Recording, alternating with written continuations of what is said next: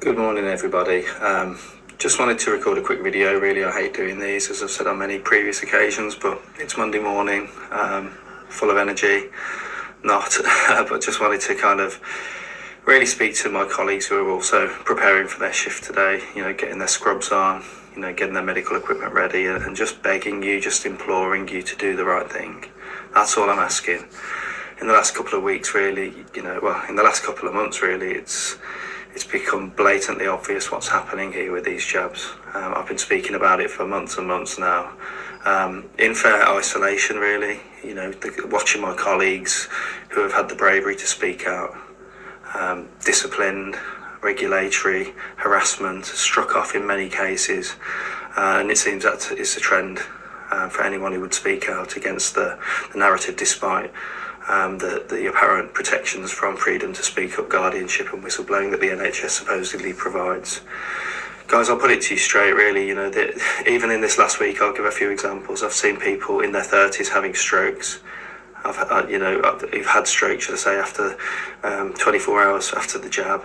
I've seen two really tragic cases this week. One when I was working in London, where a lady's 31 and she's got metastatic cancer, fully jabbed. I think she had 4. Didn't see this lady directly, but that doesn't happen. She leaves behind 2 children. 2 children. Even this week in the practice that I'm at today, we've had a chap who 3 weeks after his first jab went from marathon running to dilated cardiomyopathy, and he's now on at least 10 drugs and had further jabs despite going into acute heart failure and has been told it's genetic. I've seen people given jabs that are out of date. I've seen people that have been given jabs under heavy coercion. For example, last week I saw somebody who went in to have the flu jab and said that he was not allowed to have the flu jab unless he had the COVID jab at the same time. I also saw a child that was given the influenza jab intranasally and was given the COVID jab without parents' knowledge at another surgery. These things are stacking up now, and I'm seeing tragedies. I'm seeing blood clots in young people. I'm seeing heart problems in young people. And it's just got to stop. As you put your work gear on today, look yourself in the mirror, ask yourself, what do I want to achieve from today? Why did I choose this career path? I'm begging you guys, I'm begging you.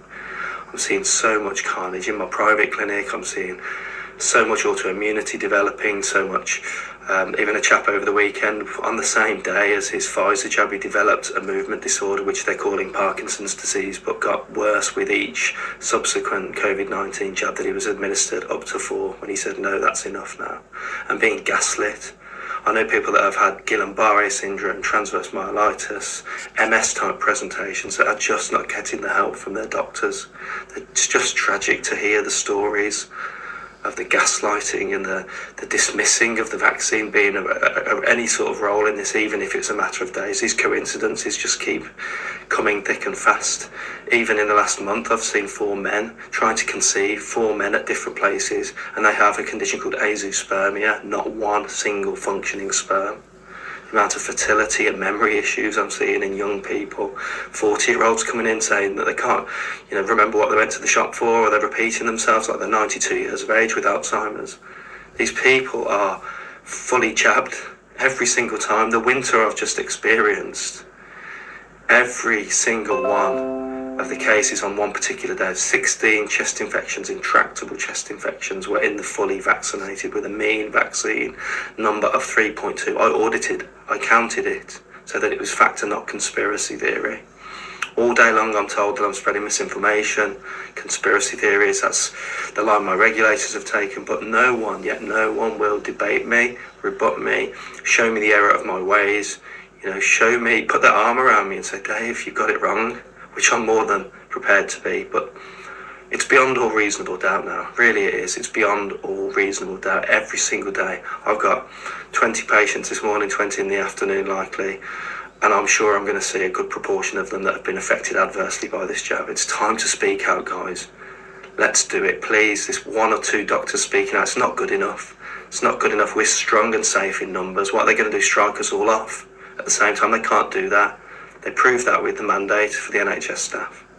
I beg you guys, the amount of tip-offs I'm getting from doctors, midwives, nurses, even just last week, the midwives telling me what they're seeing at our local hospital maternity unit, the babies that are having problems. I mean, the one midwife said that the babies were coming out underweight and syndromic, which was a concerning phrase to use.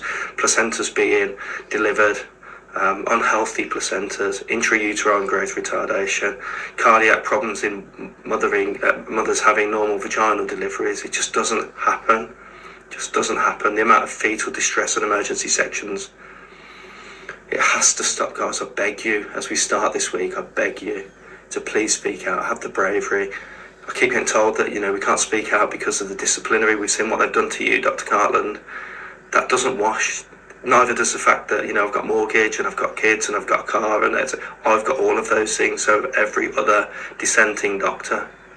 We are protected, guys, and we are protected as long as we always use the facts. Stick to facts, stick to clinical experience, and you cannot go wrong. That's all I will say. Please, guys, today considering joining those brave doctors that have spoken out across the world. The momentum's building. There's been a massive shift, particularly in those vaccinated, and I've realised in the last few weeks and months that it is the vaccine that has caused their ill health. I pray that you realise that it's the right thing to do, and it's time to stop as we consider rolling out yet another spring booster campaign. I'm hearing it across the land in Cornwall, spring booster campaign. Some people really considering 8 and 9 of these novel gene-based, I'd say therapeutics, but there's not a lot therapeutic about them because they don't work. Okay, so best get on, first patients here, so that's what I'm here to do, help the health of the people of Cornwall, and I won't be stopped. The mudslinging, the trolling, all the rest of it that's gone with it, all the regulatory abuse and resistance. In fact, I was asked the other day, why don't you've done your bit now, you spoke up, retire. I'm never going to do that. I'm going to keep going because I know, as I said earlier, I am backed by facts.